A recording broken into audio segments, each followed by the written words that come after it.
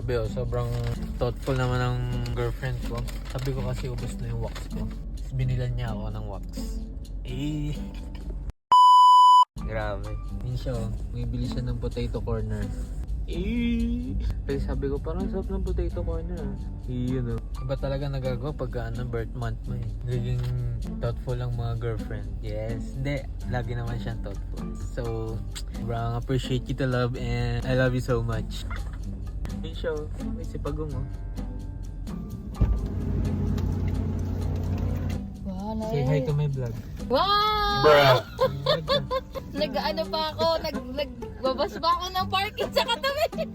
Nag-appreciation vlog ako sa'yo. Kain kayo, potato fry. Hindi mo pinansin ah.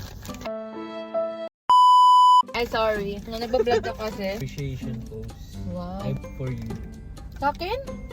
Bakit sa akin? Hindi naman ko naman birthday. Hindi naman ako wax. Wow! Tip mo naman. Sabi mo kanina wala ka ng wax. Eh, di naalala ka nung nakita ko sa aisle. Wow. Thank you love. Ang ganda ko naman dito.